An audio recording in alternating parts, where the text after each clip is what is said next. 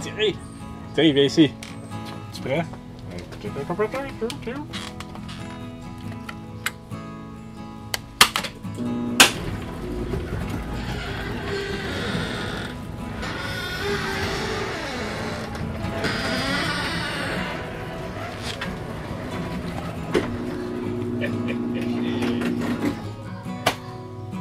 de la technologie ou pas de la technologie, ça? Là, ça fait longtemps qu'on n'a pas été dans mon garage. Tout le monde a déjà vu ma porte de garage. Je pense même que j'avais déjà réussi à la faire marcher automatique. J'ai envie de t'amener à un endroit que t'as pas vu souvent. Tu es prêt à me suivre? Allons-y.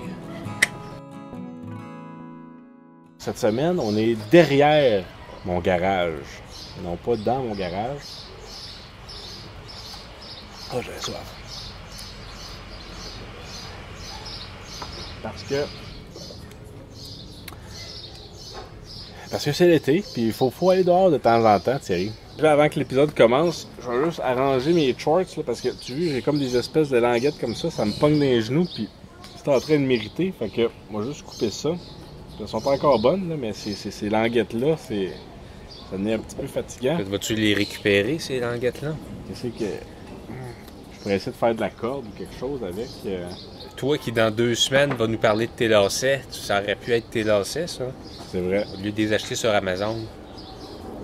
Ça fait du bien, ça. C'est quand je me lève, là, tu vois, j'ai plus tout le temps les qui me pognent dans les genoux. Cette année, ça va m'arriver avec des mini shorts. Ouais. Tant qu'ils ne percent pas avant ça. Bon! Ce qui fait qu'on est, finalement, tu nous as amenés derrière le garage. Derrière, on n'était jamais allé. C'est ça, c'est comme un endroit de. La prochaine étape, ça va être en dessous du garage. On va tu creuses un trou. C'est pas impossible. Épisode 153, la technologie, et c'est le thème. Et on est vendredi, le 31 mai 2024. Ouais. C'est rare, ça, des mois qu'il y a 3 épisodes, mais en était un. C'est un peu un arbre de forêt à la ville. C'est comme ça que j'aménage mon arrière de garage. Il y a beaucoup d'animaux. Les écureuils, les oiseaux. Les voisins. Les chats. Les fourmis. Ben, les fourmis, on les entend pas tant que ça, mais des fois, c'est des grosses fourmis. Il faudrait qu'ils crônent pas mal fort pour qu'on les entende. Hein? Crône? Ouais, la fourmi crône. Mais avant toute chose, Thierry, c'est que moi j'ai remarqué que dans les dernières semaines, derniers mois, ben, le podcast a quand même pris de l'expansion. On est passé de plusieurs, beaucoup de nouveaux auditeurs. Puis je me dis, est-ce que pour tout le monde, c'est bien clair qui nous sommes, tu sais, le monde qui n'ont pas écouté nécessairement les premiers épisodes du podcast, qui n'ont pas nécessairement écouté toute la filmographie des Frères Avars. Ils ne savent pas qu'on fait YouTube là, depuis quasiment les tout débuts de la plateforme. C'est ça. On est des pionniers. On est sur YouTube depuis 2006. Il me semble que les premières vidéos que tu as mis sur YouTube, c'est carrément en 2005. Ouais, mais la chaîne Les Frères Avars, on a peut-être encore cette vidéo-là, la vidéo Renaud et Mathieu chassent les écureuils. Non, je l'ai plus. T'as plus cette vidéo-là? Non. Ah, dommage.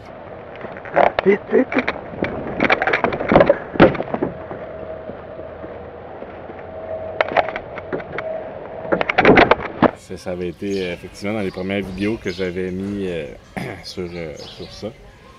Fait que Thierry, je sais pas si tu étais d'accord avec moi, pour faire, avant de parler de technologie, faire une petite présentation aux auditeurs, qui nous sommes, d'où on vient, pourquoi qu'on fait ça, peut-être mettre les choses en contexte, nos collaborateurs, pourquoi c'est nos collaborateurs. C'est bon.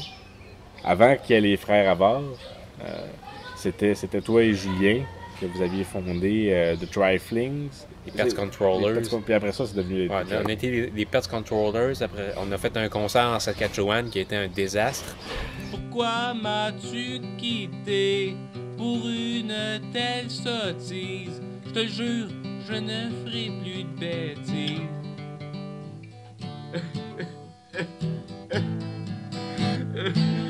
Pourquoi?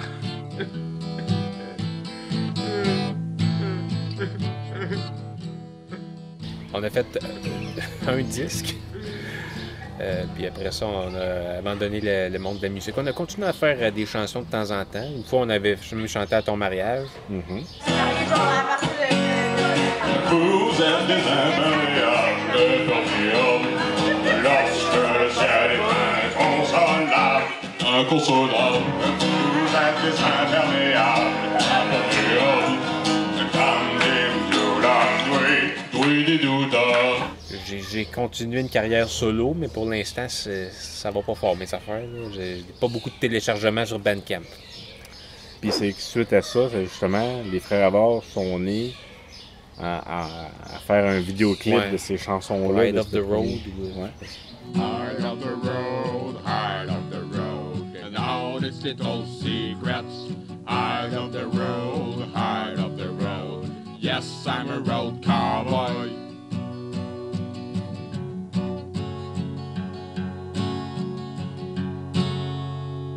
Parce que moi, c'est ça, je sortais d'une relation difficile, puis j'avais envie de reconnecter avec mes frères, j'avais envie de laisser aller mon désir de créativité. Fait que c'est un peu comme ça qu'on avait fait I Love the Road.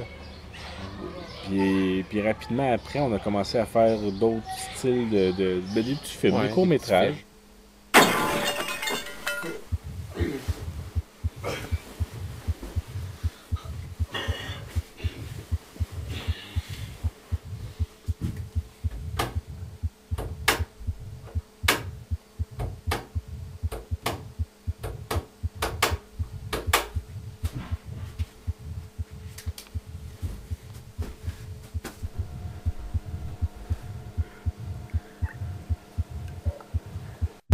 Surprise!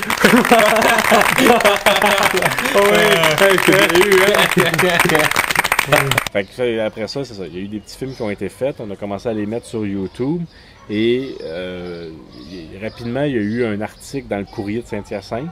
Non, c'était un Courrier de Chronique, Saint-Hyacinthe? c'était un billet d'éditorial ou je sais pas quoi. Ouais. Non, c'était plus une chronique. Henri-Paul Frenière. C'est ça. C'était quelqu'un qui parlait un peu comme aujourd'hui. Des fois, il y en a qui parlent de qu'est-ce qui se met sur les nouvelles plateformes. Ben, la nouvelle plateforme, à l'époque, c'était YouTube. Et il se demandait qu'est-ce qui se passe sur YouTube par rapport à Saint-Hyacinthe. Et à l'époque, qu'est-ce qui sortait? C'était la vidéo, c'est La Rivière de la Terreur, je pense, qui avait été écoutée, qui était un court-métrage qu'on avait fait, que le concept, c'était deux policiers. Ça avait pas vraiment ni queue ni tête, là. Puis là, c'est ça. Moi, je me faisais tuer. Puis après ça, je devenais un zombie ou je sais pas quoi. Ouais. Fait que ça ressemblait à ça. C'était ça qui sortait quand on tapait Saint-Hyacinthe sur YouTube en 2006. Et rapidement, après ça, il y a eu les soirées Kino qui ont été organisées à Saint-Hyacinthe, aux haricots de Saint-Hyacinthe. Je pense que c'était nouveau que c'était aux haricots, parce qu'avant, c'était ailleurs. C'était animé par Pascal Vermette à Saint-Hyacinthe. Et donc, c'était... Didier à la technique. T'as-tu Didier? Je me souviens même pas. Ah. Mais c'est ça, le concept, c'était salut pas Didier, si t'écoutes, ça serait étonnant, mais on sait jamais. Le concept, c'était pas compliqué, c'était plein de monde, c'était ouvert à tout le monde. T'arrivais avec ton DVD du film que tu avais fait, que tu voulais présenter, dépendamment de combien qu'il y en avait, des fois il y avait un entracte. Puis nous autres, on invitait notre monde, la famille, les amis. Là, les haricots a été plein plusieurs fois dans ces soirées Kino. Puis il y a eu des très bons moments, des très bonnes soirées, des films qu'on a présentés, qu'on a créés spécialement pour le Kino, comme les Avars au Kino, Dossier national, qui est un film dans lequel il y a les frères Avars, qui est moi, toi, Julien et Vincent, que les Russes veulent nous empêcher de présenter notre film au Kino, parce qu'on devient plus populaire que les frères Avarkov en Russie. Il y a des policiers russes qui viennent essayer de nous empêcher, tout fait tirer dessus. Il est surtout réputé pour sa fameuse scène de bataille au Parc des Sols, qui dure quasiment 5 minutes. C'est une excellente... Mais moi, je suis mort à ce moment-là du film, là, mais... Oh, ben, je fais DVD. Ouais, ça, le DVD. On n'a pas de DVD, on n'a même pas fait de vidéo. Hey, c'est vrai ça, tu vois pas qu'on a tout fait ça pour rien? T'as parlé complètement niaiseux des fois. Dans les mêmes années là, que Kino remplit, qu'on a fait notre site web, notre premier chandail, écrit Avar Brothers. On s'est francisé après, on a eu notre deuxième chandail avec les têtes d'animaux. On a nos cartes d'affaires, notre DVD qu'on a vendu à peu près 50 exemplaires. Puis après ça, tranquillement, ben là, les choses se sont calmées. La folie Kino, la fièvre Kino est retombée à Saint-Hyacinthe. Le dernier film Kino qu'on a présenté, c'était Les Égyptologues ou quelque chose de même. Et boy.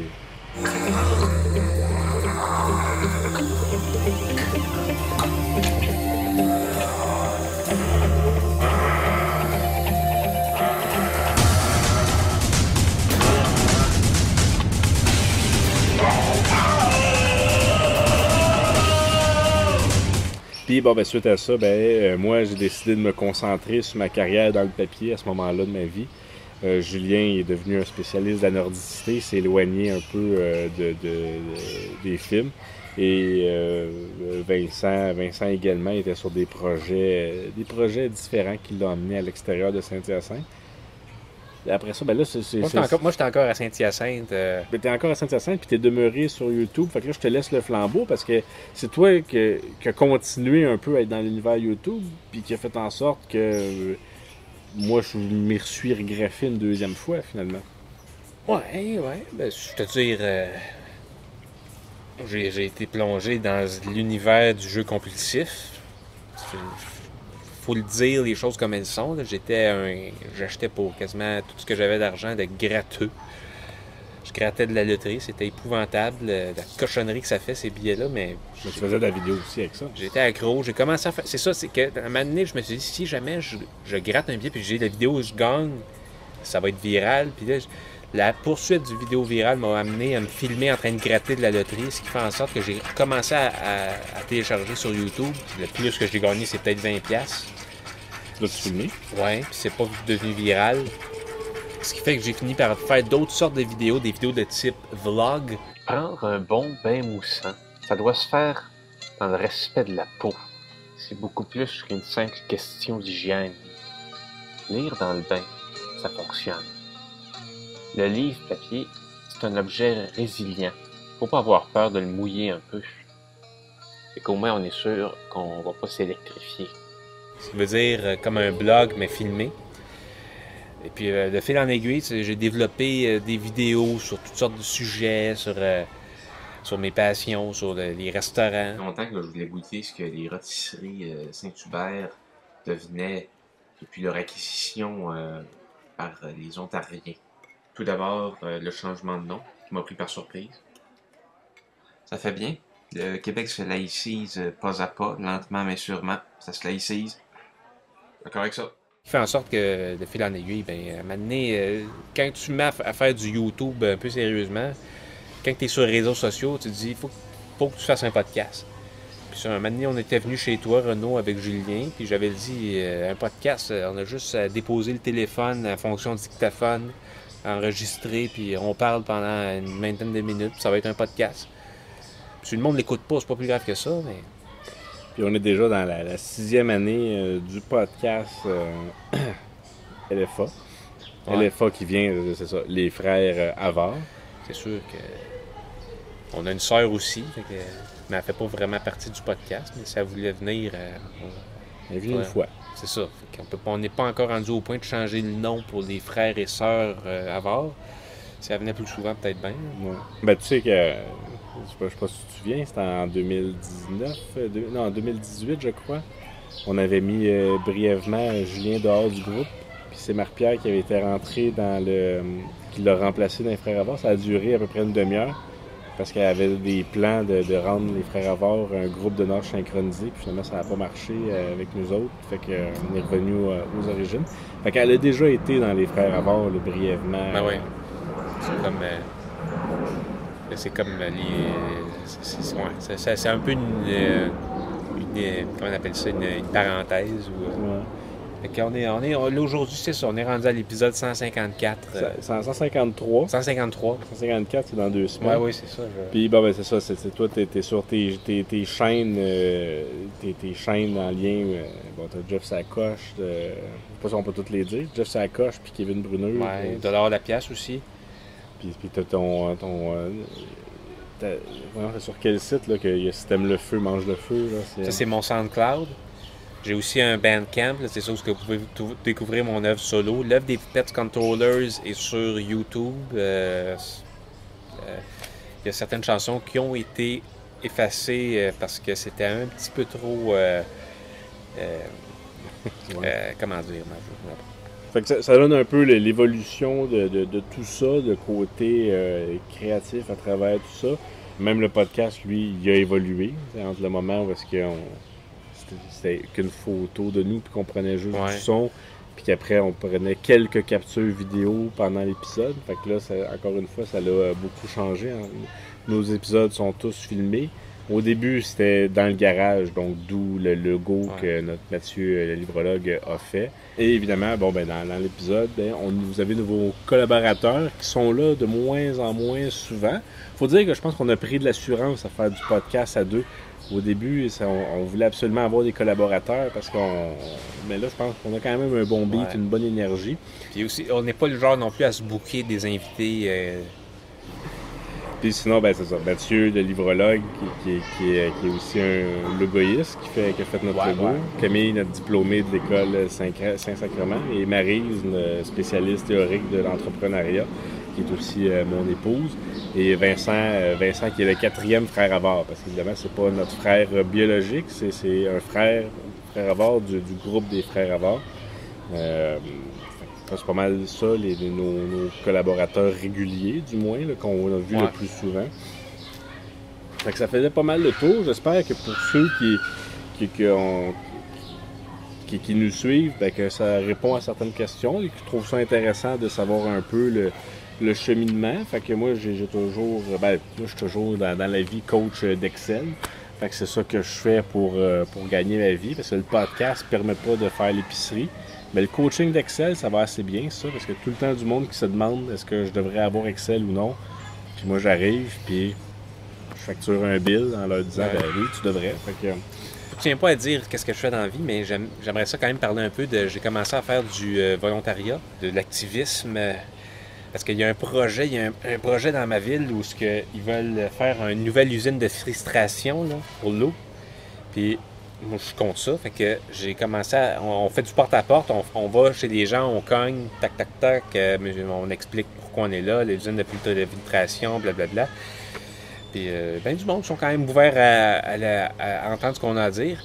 Mais c'est pas de ça que je voulais parler. C'est qu'on je suis allé chez un gars, puis je trouve ça vraiment bizarre chez eux, parce qu'il m'a amené dans sa cuisine pour que je lui parle de ce que j'avais à lui parler. Puis dans sa cuisine, il y avait des affiches de AEW. OK. Des vieilles affiches de AEW, mettons, des années 2010-2011, là. Comme si c'était des œuvres d'art dans des cadres. Moi, je regardais ça, je comprenais pas. Là, c'est pas si bon que ça, AEW. Qu'est-ce qu'il y a, le gars? Le gars était sympathique et tout, mais moi, j'ai comme... il a fini par signer la pétition, j'ai quasiment envie de rayer son nom. Là. Ça n'a pas de sens. Un gars qui a des affiches d'AEW chez eux. C'est comme si c'était des chefs-d'œuvre. Je sais pas si c'était quoi les pubs dans ce temps-là, mais c'était une photo de burger. Puis c'est peut-être un gars qui a travaillé là, puis il voulait s'en souvenir jusqu'à la fin de ses jours. Le gars, il avait une belle maison, puis... En tout cas.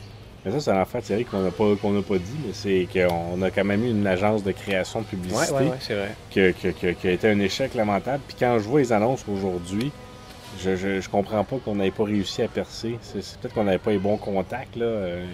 L'agence publicitaire, les frères Avare, création publicitaire et innovation technologique, consultation et création web et développement innovant. Parce que oui, vendre un produit de nos jours, c'est beaucoup plus que d'avoir un bon produit. Votre stratégie web et marketing, les frères Avare, on s'en occupe. On peut encore faire de la pub si on veut, c'est juste que moi j'ai un peu de misère avec cet univers-là. C'est comme un univers sans pitié où tout le monde se pile sa tête pour essayer d'aller au sommet, puis je sais pas trop. Il faudrait m'amener y retourner, quelqu'un qui passe le Weed Eater. Puis une autre affaire aussi, c'est que au début, les épisodes, comment on les développait, ça, on l'a pas dit, mais on n'avait pas de thème. Hein? On arrivait chacun avec nos chroniques, puis celui qui avait la meilleure chronique, finalement, devenait le titre de l'épisode. Un peu comme l'épisode qui représente le mieux ça par son titre, c'est Les Deux Portugal. Ça, c'est c'est Julien Thierry qui raconte son voyage au Portugal. Non, puis non, ben attends, c'était pas le voyage au Portugal de mon ex. peut-être. Mais il y a un moment donné, Julien il demande est-ce que ça se dit les deux Portugal ou est-ce qu'il y a plus qu'un Portugal? Puis ça s'est mis en titre de l'épisode, les Non, deux c'est Portugal. Portugal. C'est ça qu'on avait fini par apprendre, que c'était Portugal. Tu voulais qu'on parle de technologie? Ouais, mais peut-être que ça va finir comme un épisode que finalement le titre va être différent. Parce que ma prochaine chronique, c'est en fait que c'est même pas sur la technologie. OK, ben... J'avais lu un article il y a 2 semaines sur la nouvelle façon de faire des vergers de pommes. Il faut oublier les vergers de pommes, les grands pommiers touffus. Le verger du futur, c'est un verger cordé serré qui est voué à devenir une haie, un mur fruitier. Il faut arracher les pommiers qui existent maintenant puis en planter des nouveaux. Ça va prendre 7 ans pour avoir des vergers comme ça. Puis ça, là, ils ont déjà pris de l'avance sur nous autres en Nouvelle-Écosse, au Nouveau-Brunswick et en Ontario. Okay. Ce qui fait qu'au Québec, on fournit juste 50% de la demande en pommes. Il faut qu'on exporte 50% de nos pommes parce que nos vergers sont tellement arriérés. La densité moyenne d'un verger standard, c'est de 160 arbres par hectare, tandis que celle d'un verger à haute densité, c'est de 1611 arbres par hectare. Convertir 1 hectare, ça coûte 70 000 $. Puis il faut, c'est ça, les vergers du futur, ça va être des haies, parce que si tu peux cueillir les pommes soit au sol, ou bien en te servant d'une espèce de plateforme, au lieu de tout le temps monter dans des échelles, manquer de se casser le cou. Je savais pas ça. Fait que ça ressemblera pas du tout comme ce qu'on est habitué de voir. Peut-être que les vergers, pour le monde qui va aller en cueillir, ça va rester la même chose parce que c'est plus champêtre, c'est plus charmant. Ouais. Mais pour l'efficacité, pour qu'on puisse fournir en pommes, puis je sais pas si pour toi c'est comme moi, là, je mange 2 pommes par jour environ. Puis j'essaye de tout le temps en acheter du Québec. Ben, c'est très, très intéressant. Puis ça, c'est quoi? C'est une sorte d'arbre différent ou c'est juste qu'il taille pour que... C'est pas écrit dans l'article. C'est écrit dans l'article. C'est dans la presse il y a 2 semaines, fait que ça fait longtemps. Okay. Ça se retrouve, si tu tapes les vergers du futur, tu vas sûrement voir l'article. Bon. Très intéressant. Puis là, c'est ça, Thierry, l'épisode avance, là, puis je pense que le but, c'était de parler de technologie, mais finalement, je pense que l'épisode ne s'appellera pas technologie. Parce qu'on... Tu avais dit, la technologie améliore-t-elle nos vies? Puis moi, ma réponse à ça, c'était, as-tu déjà traversé un pont? C'est de la technologie, ça. Oh, oui. Enlève tous les ponts, là. Puis, je sais pas, moi, ce que je suis déçu de ça, c'est de me dire la technologie n'est pas allée assez loin. Parce que quand on était jeune, notre rêve, c'était qu'il y ait un pont qui traverse l'océan Atlantique pour qu'on puisse traverser l'océan en auto sans avoir à prendre soit le paquebot du Titanic, soit l'avion, soit le kayak. Et c'est quoi les autres façons? Il n'y a pas d'autres façons. S'il y avait une autoroute, puis j'imagine qu'il pourrait comme avoir des espèces de villes flottantes où tu pourrais t'arrêter pour en fait, je pense que le pont, il faudrait qu'il soit flottant. Ouais, ça marche, là, parce que tu peux pas en mettre des piliers à 10 000 mètres sous le fond de la mer. Là. Ouais, c'est sûr. Le sujet que j'ai appris, là, puis qui était fascinant, que je veux absolument partager ici dans le podcast, je ne sais pas s'il y a beaucoup de monde qui savent ça. Thierry, quel est un des seuls endroits au monde où il n'y a pas de rats?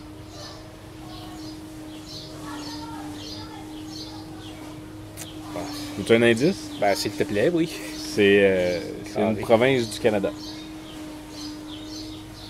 Il y a une province du Canada où il n'y a pas de rats. J'ai une chance sur 10. Sur 10. Tu doutes bien que c'est pas le Québec. Ouais, non, j'ai déjà vu des rats ici. Je vais dire l'île du Prince-Édouard. C'est pas fou comme choix, mais ce n'est pas l'île du Prince-Édouard, c'est l'Alberta. Il n'y a pas de rats en Alberta. Fait que dans le fond, ce qui est arrivé, c'est que le rat il n'est pas une espèce native à l'Amérique. C'est quand les colons sont arrivés en Amérique que les rats ont suivi dans les bateaux puis qui ont colonisé de ville en ville au fur et à mesure que l'expansion des Européens se faisait. De 1775 jusqu'aux années 1920, le rat a pas mal colonisé l'ensemble de l'Amérique. Il est apparu à la frontière de l'Alberta en 1950. Avant ça, il n'y avait jamais eu de rat en Alberta. L'Alberta a l'avantage d'être protégé d'un côté par les montagnes rocheuses. Puis ça, le rat, il n'est pas capable de survivre à travers les montagnes rocheuses. Il n'y a pas assez de ville, il n'y a pas assez de densité. Fait que ça fait une frontière naturelle. Au sud, c'est le désert du Montana. C'est des endroits très peu habités, très arides et tout ça. Même affaire, le rat ne passe pas par là. Fait qu'il reste juste le long de la Saskatchewan. Donc, il y a une zone intensive de contrôle pour s'assurer qu'aucun rat pénètre par la Saskatchewan. Fait qu'il y a de la surveillance accrue qui est faite par l'Alberta sur une bande de 600 km à la frontière de l'Alberta et de la Saskatchewan, avec 29 km de large. Il y a un contrôle strict qui est fait pour s'assurer qu'aucun rat puisse passer et se mettre à s'installer. Puis même les rats de compagnie sont pas autorisés? C'est interdit. Tu ne peux pas avoir de rats de domestiques en Alberta pour justement éviter qu'il y ait des épidémies puis de la prolifération du rat avec tout ce que ça implique de prolifération de maladies et tout ça. Donc oui, l'Alberta est un des seuls endroits au monde et tu as le Alberta Rat Control Program qu'ils surveillent ça. Il y a une législation en place, puis il y a des inspecteurs. C'est surtout de concert avec les fermiers qui habitent dans cette bande-là là, pour s'assurer que dès qu'un rat est spoté, les inspecteurs de l'Alberta Rat Control débarquent pour venir s'assurer de contrôler. Donc, si vous voyez un rat en Alberta, écrivez à l'adresse courriel 310 rats@gov.ab.ca pour le signaler. Et les inspecteurs de l'Alberta Rat Control vont venir s'assurer là, que le rat ne s'installe pas en Alberta. Il n'est pas le bienvenu. C'est juste quand tu enregistres un podcast que tu te rends compte à quel point tout est bruyant. Hein? Je sais pas si tu serais game, si ça t'intéresse, de faire un épisode live devant le public. Ça dépend quel public. Du monde qui ne savent absolument pas on est qui, non. Ben, non, mais c'est ça. On l'annoncerait sur nos différentes plateformes. Fait que du monde qui nous suit. Là, je me souviens quand on était allé à Sherbrooke, il y a du monde qui était déçu de ne pas avoir pu nous voir. Des fois, il y a du monde qui dit « Ah, vous étiez à tel endroit, j'étais pas loin puis je vous ai manqué. » Fait que est-ce qu'il y en a qui ça intéresserait d'assister à un épisode live devant le public, qu'on se préparerait? Là, ce serait pas avant cet automne, là, parce que faudrait être suffisamment prêt, qu'on aurait une salle, accueillir une quarantaine de personnes. On pourrait vendre des billets, puis ils peuvent s'acheter de l'alcool, puis les profits vont à la coop. Là, on ne fait pas ça pour l'argent. Fait que, si ça t'intéresse, peut-être que pas besoin de l'annoncer là, mais tu sais, moi, on peut tenter le pouls dans le public. Là. Dites-nous dans les commentaires si vous seriez intéressé à venir nous voir en podcast. Puis là, ça ne va pas être une affaire de 3 heures comme les autres podcasts. Non, on s'entend. Ça serait peut-être 30 minutes devant le public. Puis après ça serait suivi de causerie. Si vous avez des questions, vous voulez discuter, je m'assurerais d'avoir un peu de merch avec nous pour ceux qui veulent acheter de la merch. Il y aurait des breuvages prendre en apéro. Fait que finalement, là, c'est prendre l'apéro là-bas en notre compagnie. Fait que ce serait enregistré, puis ce serait l'épisode live devant le public par la suite qui serait diffusé. On est game de préparer ça. Ce serait à Montréal, évidemment. Là. Ce serait à Montréal, dans le beau quartier de Tétroville, que ça se ferait. Fait qu'on était vendredi le 31 mai 2024. Ouais. En arrière de ton garage. En arrière de mon garage cette semaine. On retourne...